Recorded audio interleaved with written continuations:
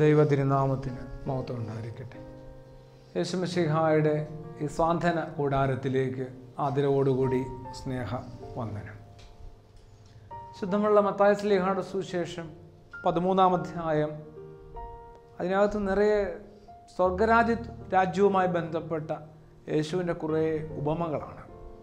സ്വർഗരാജ്യ ഇന്നതിനോടൊക്കെ സദൃശമായിരിക്കുന്നു എന്നുള്ള ഉപമകൾ മനോഹരങ്ങളാണ്. 44-ലേക്ക് എത്തുമ്പോൾ വയലിൽ ഒളിപ്പിച്ചു വെച്ച നിധിക്ക് തുല്യമെന്ന് പറയുന്നൊരു ഭാഗമുണ്ട്. അത് കണ്ടെത്തുന്നവൻ അത് മറച്ചു വയ്ക്കുകയും സന്തോഷത്തോടെ പോയി തനിക്കുള്ളതെല്ലാം വിറ്റ് ആ വയൽ വാങ്ങുകയും ചെയ്യുന്നു. സ്വർഗരാജ്യം വയലിൽ ഒളിച്ചു വച്ചിരിക്കുന്ന നിധിക്ക് തുല്യമാണ്. അപ്പോൾ ദൈവരാജ്യം വയലിൽ ഒളിച്ചു വെച്ച നിധിക്ക് തുല്യം. ഈ നിധി എന്താണ് സത്യത്തിൽ? അന്വേഷിച്ച് കണ്ടെത്തുന്ന ഒരുവന് കിട്ടുന്ന നിധി യേശുവും നിത്യരക്ഷയുമൊക്കെയാണ് സത്യമായിട്ട്. അപ്പോൾ യേശുവും നിത്യരക്ഷയുമൊക്കെ ലഭിക്കുവാൻ വേണ്ടി എന്തൊക്കെ ആവശ്യങ്ങളാണ്, എന്തൊക്കെ ഒരുക്കങ്ങളാണ്, എന്തുമാത്രം മാനസികമായ തയ്യാറെടുപ്പുകൾ ആവശ്യമാണ്.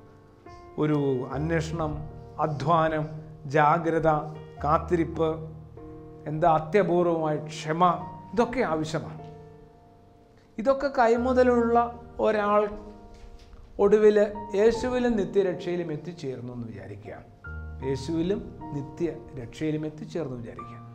അത് ശരിക്കും അയാൾക്ക് അവകാശപ്പെട്ടതാണെന്ന് ഭാവിക്കുന്നത് നല്ലതല്ല. ദൈവത്തിൻ്റെ ദാനമാണത്. ശരിക്കും പറഞ്ഞാൽ ഉഴവുകാരൻ ഉഴന്നു പോകുന്ന ആൾ വയലിൽ നിന്ന് എപ്പോഴോ നിധികുംഭം കണ്ടെത്തുന്ന പോലെയാണ്. യാദൃശികമെന്നോ സാന്ദർഭികവശാലെന്നൊക്കെ വേണം പറയാം. ഒരിക്കലും അതെൻ്റെ ശ്രമത്തിൻ്റെ, അധ്വാനത്തിൻ്റെ, ജാഗ്രതയുടെ, പ്രാർത്ഥനയുടെ ഒന്നിൻ്റെയും ഫലമെന്ന് കരുതാതിരിക്കുന്നത് നല്ലത്. എന്നാൽ ഈ ഒരു നിത്യരക്ഷയിലേക്കും യേശു എന്ന സൗഭാഗ്യത്തിലേക്കും എത്തിച്ചേരുവാനായിട്ട് ഒരു മനുഷ്യൻ അവൻ്റെ ജീവിതം കൊണ്ട് തന്നെ നടത്തേണ്ട കുറേയധികം പരിശ്രമങ്ങളുണ്ട്. ശരിക്കും ഒരു ധ്യാന ജീവിതം തന്നെ അതിനകത്ത് അത്യന്താപേക്ഷിതമാണ്. യേശുവിൻ്റെ ആ കാൽവറിയിലേക്കുള്ള യാത്ര എടുത്താൽ പെട്ടെന്ന് നമുക്ക് ബോധ്യപ്പെടും. കുറേനേക്കാരനായ ശിമയോൻ എന്ന് പറയുന്നൊരു കഥാപാത്രമുണ്ട്.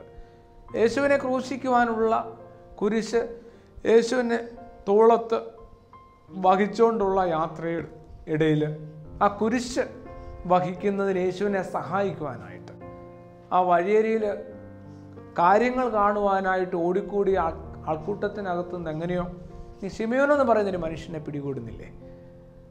ഓർത്ത് നോക്കിക്കേ, ആകസ്മികമായിട്ടായിരുന്നു. പക്ഷെ അങ്ങനെ നമുക്കതിനെ വിലയിരുത്താൻ പറ്റില്ല.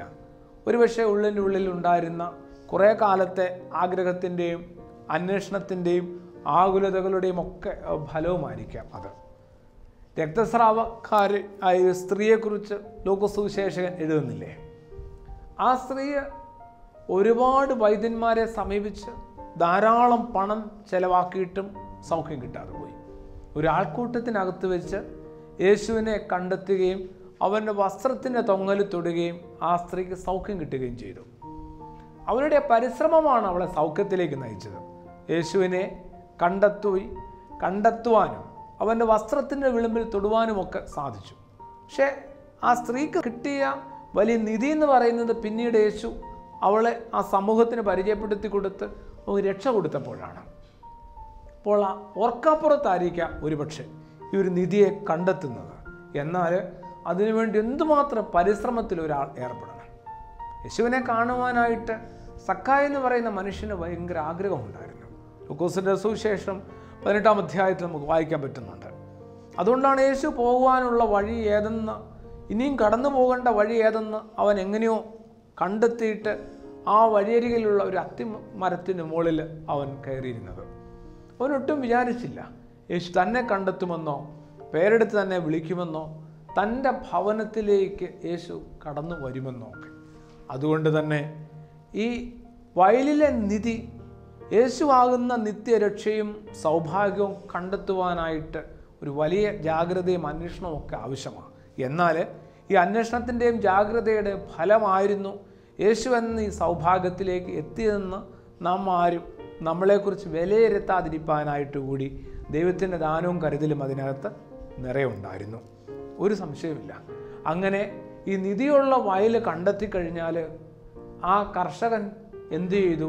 തനിക്കുള്ളതെല്ലാം വിറ്റ് ഈ വയൽ സ്വന്തമാക്കുകയാണ്. അതാരോടും പറയാതെ തന്നെ തനിക്കുള്ള മുഴുവൻ സമ്പാദ്യവും നഷ്ടപ്പെടുത്തിക്കൊണ്ട് ഈ വയലിനെ നേടുകയാണ്. യേശു എന്ന് പറയുന്ന ആ ഒരു സൗഭാഗ്യം വെറുതെ കിട്ടുന്ന ഒന്നല്ല, വെറുതെ കിട്ടാവുന്നതുമല്ല. അതിനുവേണ്ടി നമ്മൾ എന്താ പറയുക, അതൊരു ഫ്രീ ആയിട്ട് കിട്ടുന്ന ഒന്നല്ല. ഒരു സാധനം വാങ്ങുമ്പോൾ മറ്റൊരു സാധനം ഫ്രീ എന്നൊക്കെ പറഞ്ഞ് പൊതുവെ ഉത്സവങ്ങളുടെ കാലത്ത്, ഓണം, ക്രിസ്മസ് ഒക്കെ വരുമ്പോൾ ഇതുമാത്രം ഓഫറുകളാണ് നമുക്കിടയിലേക്ക് വരിക. അങ്ങനെ ഒന്നിന് പകരമായിട്ടോ ഒന്നിനൊപ്പമോ കിട്ടുന്ന ഒന്നല്ല യേശു. അതിനുവേണ്ടി നമ്മുടെ ജീവിതത്തിൽ കഠിനമായ ചിലത് എന്താ പറയുക ചിലവിടാൻ തയ്യാറാവണം. ഇതിനൊരു ഷോർട്ട് കട്ടില്ല എന്ന് മനസ്സിലാക്കണം ആദ്യമേ. അതുകൊണ്ടാണ് പൗലോസ് അപ്പോസ്തലൻ പറഞ്ഞത്, ജീവിതത്തിലെ പല ലാഭങ്ങളെ ഞാൻ യേശുവിനെ പ്രതി നഷ്ടങ്ങളായിട്ട് എണ്ണുന്നു. അപ്പോൾ ജീവിതത്തിലെ പല നേട്ടങ്ങളെയും പല വലിയ കാര്യങ്ങളെയും ശ്രേഷ്ഠമായ കാര്യങ്ങളെ പോലും ഞാൻ യേശുവിനെ പ്രതി ഉച്ഛിഷ്ടം എന്നൊക്കെ എണ്ണുമെന്ന് പറയുമ്പോൾ ഏറ്റവും മോശപ്പെട്ടതെന്ന് എണ്ണാനായിട്ട് തയ്യാറാവുകയാണ്. ലഭിക്കുവാനുള്ള വലിയ ശ്രേഷ്ഠതയോ സൗഭാഗ്യത്തെയോ ആ നിധിയെക്കുറിച്ചോ ഞാൻ ബോധവാനാകുമ്പോൾ ഞാൻ ഇപ്പോൾ ഏർപ്പെട്ടുകൊണ്ടിരിക്കുന്ന പല കാര്യങ്ങളെക്കുറിച്ച് എനിക്ക് ലജ്ജ തോന്നി തുടങ്ങും. അത്രയേ ഉള്ളൂ കാര്യങ്ങൾ. അതുകൊണ്ട് തന്നെ ശുദ്ധമുള്ള മത്തായി ശ്ലീഹായുടെ സുവിശേഷം 19-ാം അധ്യായത്തിൽ ധനികനായൊരു യുവാവ് നിത്യജീവനെ നേടുവാൻ ഞാൻ എന്ത് ചെയ്യണമെന്നൊക്കെ ചോദിച്ചും അന്വേഷിച്ചും യേശുവിൻ്റെ അടുത്തെത്തുമ്പോൾ യേശു പറയുന്നുണ്ട്, നിത്യജീവനെ നേടുവാനായിട്ട് കുറവുകളൊക്കെ പരിഹരിക്കുക, കൽപ്പനകളൊക്കെ പാലിക്കുക. ചെറുപ്പക്കാരൻ കൽപ്പനകളൊക്കെ ഭംഗിയായിട്ട് പാലിക്കുന്നവനായിരുന്നു. യേശു പറഞ്ഞൊരു കുറവുണ്ട് നിനക്ക്, നിന്റെ സമ്പത്താണ്. നീ ആ സമ്പത്ത് വിറ്റ് ദരിദ്രർക്ക് കൊടുക്കുകയും നീ എൻ്റെ പിന്നാലെ വരികയും ചെയ്യുക. 2 കാര്യങ്ങൾ യേശു അവനോട് ആവശ്യപ്പെടുന്നുണ്ട്. നീ ഭൂമിയിൽ ഏറ്റവും വലുതെന്ന് കരുതുന്ന എന്താണോ അത് ദൈവമല്ലാത്തടത്തോളം കാലം നീ അതിനെ എന്താ പറയുക കൈ അയച്ച് വെറുതെ വിടുക, ഉപേക്ഷിക്കുക, പരിത്യജിക്കുക. എന്നിട്ടോ നീ എൻ്റെ പിന്നാലെ വരിക. അപ്പോൾ യേശു എന്ന് പറയുന്ന ഒരു അനുഭവം സ്വന്തമാക്കാനായിട്ട് എന്തുമാത്രം നമ്മൾ എന്താ പറയുക ആഗ്രഹിക്കണം. ദൈവത്തെ കിട്ടുവാനായിട്ട്, ഒരു ദൈവ അനുഭവത്തിലേക്ക് പ്രവേശിക്കുവാനായിട്ട് എനിക്കും ആഗ്രഹമുണ്ട്. ഞാൻ എന്ത് ചെയ്യണം? ഒരു ഗുരുവിനോടൊരു ശിഷ്യൻ ചോദിച്ചൊരിക്കൽ, ഒരു ദൈവാനുഭവം അങ്ങേപ്പോലെ സ്വന്തമാക്കാനായിട്ട്, ആ ദൈവാനുഭവത്തിൽ ജീവിപ്പാനായിട്ട് എനിക്ക് ആഗ്രഹമുണ്ട്. പക്ഷെ എന്താ ചെയ്യേണ്ടതെന്നോ എങ്ങനെയാണത് അന്വേഷിക്കേണ്ടതെന്ന് എനിക്കറിയില്ല. ഗുരു എന്തായാലും ഒരു പുഴയിൽ കുളിക്കുകയായിരുന്നു. ആ സന്ദർഭത്തിലാണ് ചോദിച്ചത്. ശിഷ്യനെ അടുത്തേക്ക് വിളിച്ചിട്ട് പറഞ്ഞു, വളരെ ലളിതമാണല്ലോ അതിനുള്ള ഉത്തരം. അടുത്തേക്ക് വിളിച്ചിട്ട് പതിയെ അവൻ്റെ പെടലേക്ക് പിടിച്ചിട്ട് വെള്ളത്തിലേക്ക് താത്തുന്ന പറയുക. കുറേ നേരം താത്തിപ്പിടിച്ചു. വെള്ളത്തിൽ മുങ്ങി കിടക്കുന്ന ഒരാൾക്ക് എന്തുമാത്രം ശ്വാസ തടസ്സമുണ്ടാകും. കുറേ നേരം കഴിഞ്ഞോടുകൂടി വെപ്രാളം ശരിക്കും മരണത്തിൻ്റെ വക്കിലെത്തി. അവസാന സമയത്ത് ഇപ്പോൾ ഗുരുപതി അവനെ പിടിച്ചു നോക്കി. എന്നിട്ട് ചോദിച്ചു, ഈ ഒരു 2-3 മിനിറ്റ് നേരം നീ എന്താണ് ഏറ്റവും കൂടുതൽ ആഗ്രഹിച്ചും ചിന്തിച്ചതോ? അപ്പോൾ അവൻ പറഞ്ഞു, ഇത്തിരി ശ്വാസം. വേറെ ഒന്നും ആഗ്രഹിച്ചില്ല. ദൈവത്തെയോ അങ്ങയെയോ സ്വർഗത്തെയോ നിത്യരക്ഷയോ മോക്ഷത്തെയോ ഒന്നും ആഗ്രഹിച്ചില്ല. ഇത്തിരി ശ്വാസം, ഒന്ന് തലയൊന്ന് ഉയർത്താൻ പറ്റിയാൽ മതി. ഇതുപോലെ നീ ദൈവത്തെ ആഗ്രഹിക്കുന്ന പക്ഷം ഒരു പക്ഷേ ദൈവത്തെ നിനക്കും കിട്ടിയേക്കും. അപ്പോൾ ജീവിതത്തിൽ ഈ വയലിന് താഴെയുള്ള നിധി കണ്ടെത്തുവാനായിട്ട് ചെറിയ ശ്രമങ്ങളൊന്നും പോരാ. നമ്മളുടെ ജീവിതത്തിലെ ഒരു 100 കൂട്ടം ശ്രമങ്ങൾക്കകത്ത് നമ്മൾ ഒരു കൂട്ടമായിട്ട് ദൈവാന്വേഷണത്തെ മാറ്റിവെക്കുന്നത് പോലെ അല്ല. കുറച്ചും കൂടി ഒരു ആത്മാർത്ഥത വേണം. ജീവിതത്തിൻ്റെ പ്രഥമ സ്ഥാനം കൊടുക്കുവാനായിട്ട് ദൈവത്തിന്, ദേവാലയത്തിന്, വിശുദ്ധ കുർബാനയ്ക്കൊക്കെ കൊടുക്കുവാനായിട്ട് നമുക്ക് പറ്റണ്ടേ? അത്തരമൊരു കഠിന അധ്വാനം നമ്മുടെ ജീവിതത്തിൽ സംഭവിക്കണം. എനിക്ക് തോന്നുന്നു ലോകത്തിലെ ഏറ്റവും അധികം ഈ അടുത്ത കാലത്ത് വായിക്കപ്പെട്ടൊരു പുസ്തകമാണ് പൗലോ കൊയ്ലോയുടെ ആൽക്കമിസ്റ്റ് എന്ന നോവല്. ഒരു നല്ലൊരു ആത്മീയ യാത്ര കൂടി അത് ഒന്ന് വായിക്കുന്നത് നല്ലതാണ്. സാന്റിയാഗോ എന്ന് പറയുന്ന ഇടയ ബാലൻ നടത്തുന്ന ഒരു തീവ്രമായ അന്വേഷണവും യാത്രയൊക്കെയാണ്. വലിയൊരു നിധി തേടിയുള്ള യാത്രയാണ്. അത്തരം യാത്രക്കിടയിലുണ്ടായ കുറേയധികം തടസ്സങ്ങൾ, കുറേയധികം കാര്യങ്ങൾ, അവസാനം എങ്ങനെ ആ ഇടയ ബാലൻ ആ നേട്ടത്തിനൊപ്പം എത്തിയെന്ന് ആ പുസ്തകം വായനക്കാരെ വളരെ പ്രചോദിപ്പിച്ചു കൊണ്ടുപോകുന്നുണ്ട്. അപ്പോൾ ജീവിതത്തിൽ ദൈവം ഓരോ മനുഷ്യൻ്റെ ഉള്ളിൽ കൊടുക്കുന്ന ചില നിയോഗങ്ങളുണ്ട്. എല്ലാ മനുഷ്യൻ്റെ ഹൃദയത്തിനകത്ത് അവൻ ചില വിത്തുകൾ ഇട്ടിട്ടുണ്ട്, ചില നിധികൾ മാറ്റിവെച്ചിട്ടുണ്ട്. നമ്മളിങ്ങനെ പാടം കിളച്ചു പോകുമ്പം ഒട്ടും എന്താ പറയുക തൂമ്പ ആഴത്തിലേക്ക് പോകുന്നേയില്ല. മേൽമണ്ണ് മാത്രം ഇളക്കി മറിച്ച് കൊണ്ടുപോകുന്നത് കൊണ്ട് അടിത്തട്ടിലുള്ള നിധി കണ്ടെത്താതെ പോകുന്നു. ബന്ധങ്ങളിൽ പോലും എനിക്ക് തോന്നുന്നു നമുക്ക് പറയത്തക്ക ഒരു തീവ്രത രൂപപ്പെടുത്താൻ പറ്റാത്തതും നമ്മളിങ്ങനെ പുറം മാത്രം നോക്കി പോകുന്നത് കൊണ്ടാണ്. ഒന്നിൻ്റെ ഉള്ളിലേക്ക് നമ്മൾ കടന്നു ചെല്ലുന്നില്ല. അതുകൊണ്ടാണ് മാതാപിതാക്കളെ മനസ്സിലാക്കുന്നതിൽ മക്കൾ പരാജയപ്പെടുന്നത്, തിരിച്ച് മക്കളെ മനസ്സിലാക്കുന്നതിൽ മാതാപിതാക്കൾ പരാജയപ്പെടുന്നത്, ജീവിത പങ്കാളി, സഹോദരങ്ങൾ, സൗഹൃദങ്ങൾ മുഴുവൻ തന്നെ. തീർച്ചയായിട്ടും ഈ ബന്ധങ്ങൾക്കകത്ത് പോലും ഒരു ആഴത്തിലേക്ക് എത്തുവാനായിട്ട് പറ്റുന്നില്ല. അപ്പനും ഒരു മകനെ എടുക്കുക. രാജീവ് ശിവശങ്കർ എന്ന് പറഞ്ഞ എഴുത്തുകാരൻ ഉണ്ട്, പുത്രസൂക്തം എന്ന് പറഞ്ഞു, പുത്രസൂക്തം, രാജീവ് ശിവശങ്കർ. അതിനകത്ത് ഇങ്ങനെ ഒരു പരാമർശമുണ്ട്: അപ്പനും മകനും ജീവിക്കുന്നത് രണ്ട് കാലത്തിലാണ്. ഈ കാലങ്ങൾ തമ്മിൽ ഒരിക്കലും യോജിക്കാതെ പോകുന്നുണ്ട്. അതുകൊണ്ടൊരു ധാരണയിലേക്ക് എത്തുന്നില്ല. എല്ലാ അപ്പനും മക്കളുമൊക്കെ, അമ്മയും മക്കളും ഒക്കെ ആയിട്ട് ബന്ധപ്പെട്ട് തന്നെ നമുക്കത് വായിക്കാൻ പറ്റും. അപ്പൻ നടന്നു വന്ന മണ്ണിനെക്കുറിച്ച് യാതൊരു ധാരണ മകന് പറക്കാനുള്ള ആകാശത്തെക്കുറിച്ച് യാതൊരു വിചാരം അപ്പനും ഇല്ലാതായി പോകുന്നു. ഓർത്ത് നോക്കി, വളരെ ശരിയാണ്. പക്ഷെ ഇതിനൊരു മാറ്റം സംഭവിക്കണ്ടേ? അപ്പൻ നടന്നു വന്ന മണ്ണിനെക്കുറിച്ച്, അപ്പൻ ഏറ്റെടുത്ത വ്യാകുലതയെക്കുറിച്ച്, പട്ടിണിയെക്കുറിച്ച്, അരക്ഷിതാവസ്ഥയെക്കുറിച്ച് ഒരു വിധത്തിലും മകന് ധാരണ ഉണ്ടാവുന്നില്ല. ധാരണ ഉണ്ടാക്കാൻ അയാൾ പരിശ്രമിക്കുന്നില്ല മകനെ. ഇനി മകന് കുതിക്കുവാനുള്ള ആകാശത്തെക്കുറിച്ച് എങ്ങനെയെല്ലാം ലളിതമാക്കി പറഞ്ഞു കൊടുത്താലും അപ്പൻ ഉൾക്കൊള്ളാൻ പറ്റാതെയും പോകുന്നു. അയാൾക്ക് വേറൊരു കാലത്തിലാണ് ജീവിക്കുക. അപ്പോൾ പരസ്പരം ഒരു ധാരണ രൂപപ്പെടുത്താൻ പോലും പറ്റാത്ത, ഒരു ആഴമില്ലാത്ത ബന്ധങ്ങൾ തന്നെ എന്തുമാത്രം അപകടങ്ങൾ ഉണ്ടാക്കുന്നുണ്ട്. അതുകൊണ്ട് കുറച്ചും കൂടി ഒരു ദൈവം നമ്മുടെ ഉള്ളിൽ നിക്ഷേപിച്ച അപ്പോൾ നാണയങ്ങളെ നമ്മൾ ഗൗരവത്തിലെടുക്കാനായിട്ട് ഒരു ശ്രദ്ധയോ ജാഗ്രതയോ ഒക്കെ വേണം. ശരിക്കും ധ്യാനമല്ലെങ്കിൽ ഒരു മെഡിറ്റേഷൻ റിട്രീറ്റ് എന്നൊക്കെ പറയുന്നത് ഇത്തരം ചില തിരിഞ്ഞുനോട്ടങ്ങളും തിരുത്തലുകൾ വരുത്താനുള്ള പരിശ്രമങ്ങളെയും വിളിക്കേണ്ട പേരാണ്. അതുകൊണ്ട് തന്നെ നമ്മൾ കുറച്ചു മുമ്പേ കണ്ട പൗലോ കൊയ്ലോയുടെ ആൽക്കമിസ്റ്റ് എന്ന പുസ്തകത്തെ ഒന്ന് ശ്രദ്ധിച്ചാൽ 3 കാര്യങ്ങൾ ഇടയബാലനെ എപ്പോഴും എന്താ പറയുക പിന്തുടരുന്നുണ്ടായിരുന്നു. 3 കാര്യങ്ങൾ, അയാളുടെ വളർച്ചയ്ക്ക് വിഘാതമായി മാറിയ 3 കാര്യങ്ങൾ. ഏതൊരു ആത്മീയ അന്വേഷണത്തിന് തയ്യാറാവുന്ന ഏതൊരു വിശ്വാസിയുടെയും ജീവിതത്തിൽ ഈ 3 കാര്യങ്ങൾ പിന്തുടരാൻ സാധ്യതയുണ്ട്, ഉറപ്പാണ്. ഒന്ന്, അവൻ്റെ കുറേയധികം കൗതുകങ്ങളാണ്. ഇങ്ങനെ ലോകം ചുറ്റി വെറുതെ അലസമായി സഞ്ചരിക്കണം എന്ന് തുടങ്ങി കുറേയധികം കൗതുകങ്ങൾ ഒരു മനുഷ്യൻ്റെ ജീവിതത്തെ വല്ലാതെ പിടിച്ചു കുലുക്കുന്നുണ്ട്. ഈ ഇടയബാലൻ്റെ ജീവിതത്തിലെ കൗതുകം അലസമായിട്ട് അലഞ്ഞു തിരിഞ്ഞ് നടക്കണമെന്നുള്ളതാണെങ്കിൽ സാരമില്ലെന്ന് വെക്കാം. ഇന്ന് ഈ ഭൂമിയിൽ ജീവിക്കുന്ന നമ്മൾ ഓരോരുത്തരുടെയും കൗതുകങ്ങൾ എന്തൊക്കെയാണ്? കഠിനമായ സംശയങ്ങൾ. ശരിയാകുമോ, ഞാൻ ഇതിന് മതിയാകുമോ? ഏതൊരു നല്ല കാര്യത്തിലേക്ക് നമ്മളെ എത്തിക്കാനായിട്ട് എന്തുമാത്രം പ്രചോദനങ്ങളുണ്ട്, പ്രോത്സാഹനങ്ങളുണ്ട്, കൈപിടിച്ചു ഉയർത്താൻ ആളുകളുണ്ട്. ഇതിനൊക്കെ അപ്പുറത്ത് നമ്മുടെ ഉള്ളിൻ്റെ ഉള്ളിൽ വല്ലാത്ത സംശയമുണ്ട്, ഇതിനൊന്നും ഞാൻ പറ്റിയ ആളല്ല. ഇങ്ങനെ സംശയിക്കുന്നത് എപ്പോഴും നല്ല കാര്യങ്ങൾക്ക് മുമ്പിൽ മാത്രവുമായിരിക്കും. അല്ലാതെ ആരംഭത്തിൽ ഒന്നാമത് പറഞ്ഞ കൗതുകങ്ങളുമായി ബന്ധപ്പെട്ട് ഒരാൾക്ക് ഇത്തരം സംശയങ്ങളില്ല. പിടിക്കപ്പെടുമോ, ഇത് മോശമല്ലേ, ഇതിൻ്റെ നാശത്തിനല്ലേ എന്നുള്ള ഒരു സംശയം ഉണ്ടാവില്ല. മറിച്ച് ഒരു നല്ല ഏറ്റവും ലളിതമായ ഉദാഹരണം, കുറേ കാലം സൺഡേ സ്കൂൾ പഠിപ്പിച്ച ഒരു അധ്യാപകൻ എന്ന നിലയിൽ പെട്ടെന്ന് കിട്ടുന്നതാണ്. ഒരു പാട്ട് പാടാമോ, എന്തെങ്കിലും ചെറിയൊരു മത്സരങ്ങൾക്ക് കുട്ടികളെ ഒന്ന് തിരഞ്ഞെടുക്കേണ്ടി വരുമ്പോൾ എന്ത് വേഗമാണ് ഈ ബാക്കിലേക്ക് സ്റ്റെപ്പുകൾ വെച്ച് പോവുക. ഇല്ലില്ല, ഇത് നമുക്ക് പറ്റിയ പരിപാടിയല്ല. എന്തുമാത്രം നമ്മൾ ഉത്സാഹിച്ചാലും നിർബന്ധിച്ചാലും പറ്റില്ല. ശരിക്കും പറഞ്ഞാൽ അവരുടെ ഉള്ളിൽ അതിനുള്ള ഇൻപുട്ട് ഉണ്ടെന്ന് അധ്യാപകർക്കോ മുതിർന്നവർക്കോ ഒക്കെ ബോധ്യപ്പെട്ടിട്ടായിരിക്കും ഒരുപക്ഷെ ഒരാളെ കണ്ടെത്തുന്നത്. എന്തൊരു തടസ്സവാദങ്ങളാണ് പറയുക. അപ്പോൾ ജീവിതത്തിൽ ദൈവം നമ്മളിൽ നിന്ന് പ്രതീക്ഷിക്കുന്ന ചില ലക്ഷ്യങ്ങളുണ്ട്, നമ്മൾ പൂർത്തീകരിക്കേണ്ട ചില കാര്യങ്ങളുണ്ട്. അവയുമായി ബന്ധപ്പെട്ട് ഒന്ന് നമുക്ക് തടസ്സമാവുന്ന കൗതുകങ്ങളാണ്, കുഞ്ഞു കൗതുകങ്ങൾ. കോമിക് ബുക്ക് വായിക്കുക എന്ന് പറയുന്നത് ഒരിക്കലും തെറ്റായ കാര്യമല്ല. വായനയെ നമ്മൾ പ്രോത്സാഹിപ്പിക്കേണ്ടത്, വളർത്തിയെടുക്കേണ്ടത് ചെറിയ കാലത്ത് ഇത്തരം ബുക്കുകളിലൂടെയാണ്.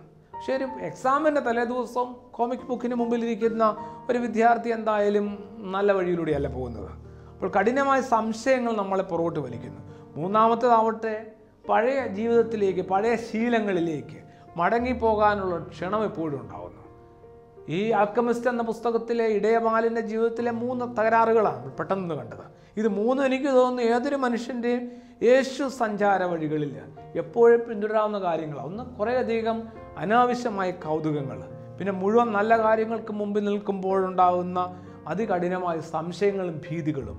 3, പഴയ ഒരു ശീലങ്ങളിലേക്ക്, ഒരു ശീലമല്ല 1000 ശീലങ്ങളിലേക്ക് മടങ്ങിപ്പോകാനുള്ള ഒരു ധ്യാനം കഴിഞ്ഞ് നമ്മളൊന്ന് നേരെയായെന്ന് തോന്നുക, ഒരു നോമ്പുകാലം കഴിഞ്ഞ് നമ്മളൊരു ആത്മീയ പ്രാർത്ഥനയുടെ ഒരു ഒപ്പമെത്തിയെന്ന് തോന്നുന്നു. എന്ത് വേഗമാണ് നമ്മൾ മടങ്ങിപ്പോവുക ഏതോ പഴയ അനുഭവങ്ങളിലേക്ക്, ശീലങ്ങളിലേക്കൊക്കെ.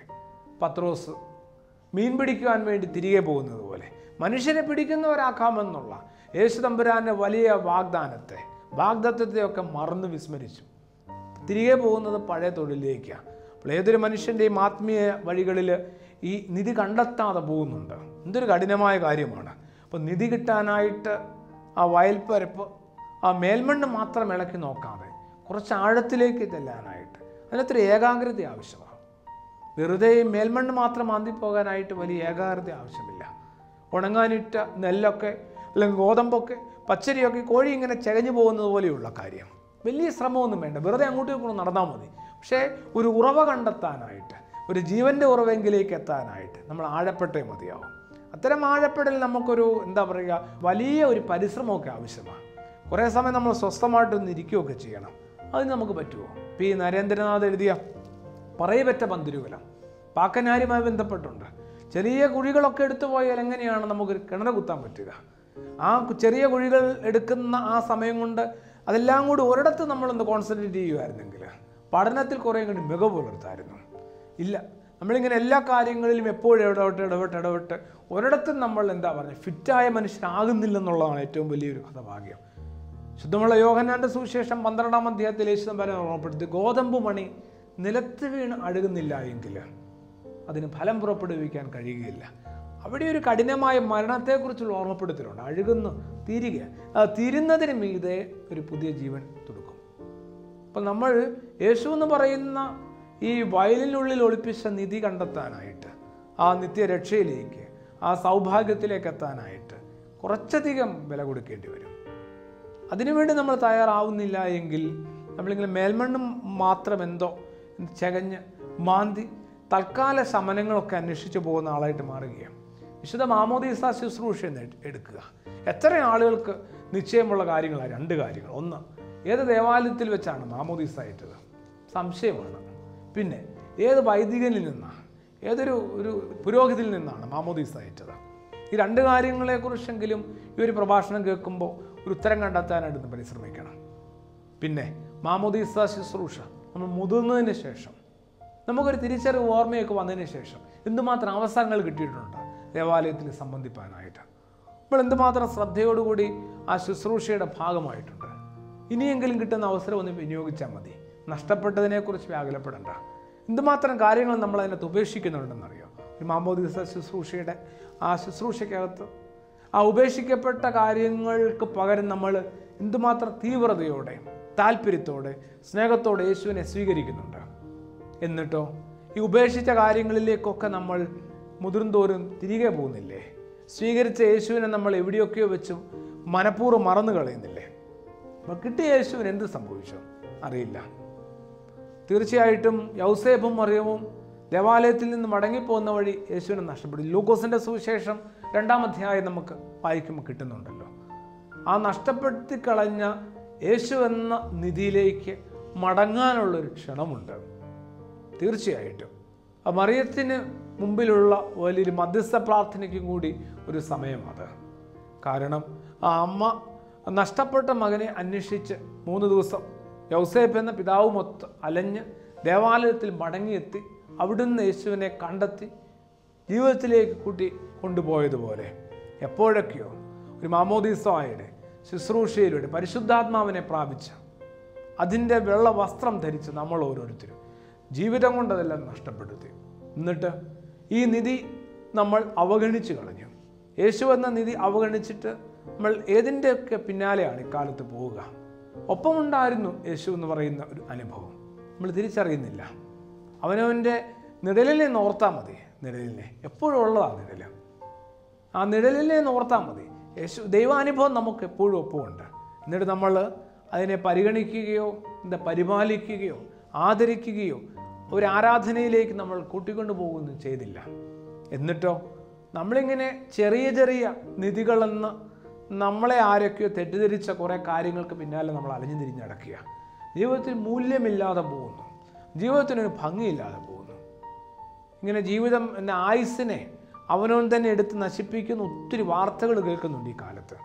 വെറുതെ നോർത്ത് ദുഃഖം കൊണ്ടും നിരാശ കൊണ്ടും പട്ടിണി കൊണ്ടും ദാരിദ്ര്യം കൊണ്ടും രോഗം കൊണ്ടും നോക്കിയാണ് നമ്മൾ വേഗം വിലയിരുത്തുന്നുണ്ട്. സത്യമായിട്ട് വെറുതെ ഒന്ന് ചോദിച്ചു നോക്കാം നമുക്ക് നമ്മളോട് തന്നെ.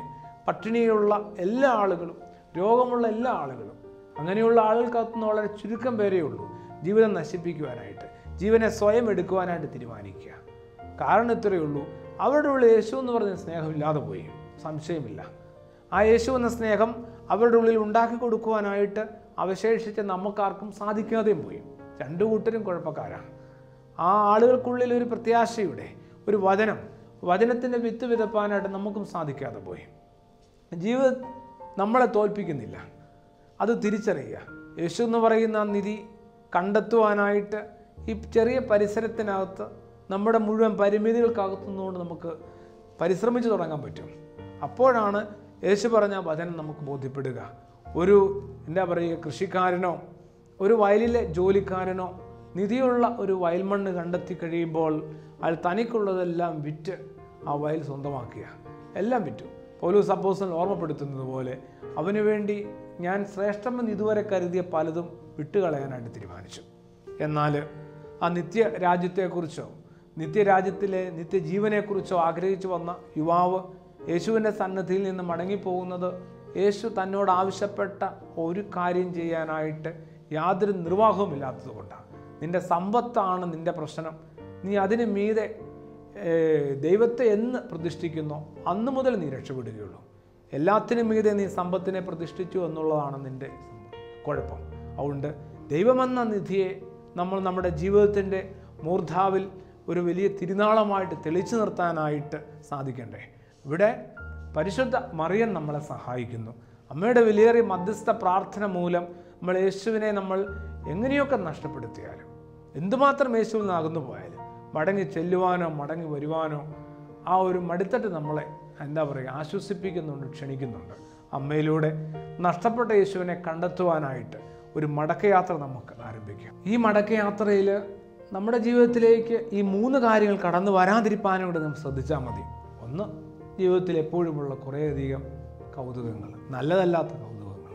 പിന്നെ നല്ലതിനൊക്കെ മുമ്പേ വന്ന് നിൽക്കുമ്പോൾ നമുക്കുണ്ടാകുന്ന അകാരണമായ ഭീതിയോ സംശയങ്ങളോ അത് നമ്മളെ ഒട്ടും സഹായിക്കുന്നില്ല. 3, പഴയതിലേക്ക് മടങ്ങിപ്പോകാനായിട്ട് ഒരു ക്ഷണം ഉയരുന്നുണ്ട് നമ്മുടെ ജീവിതത്തിൽ എപ്പോഴും.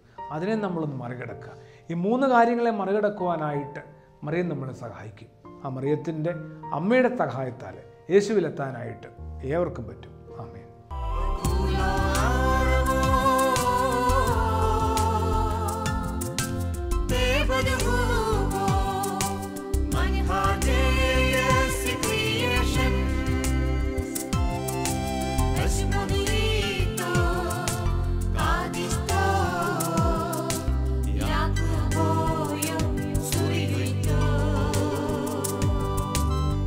Maria.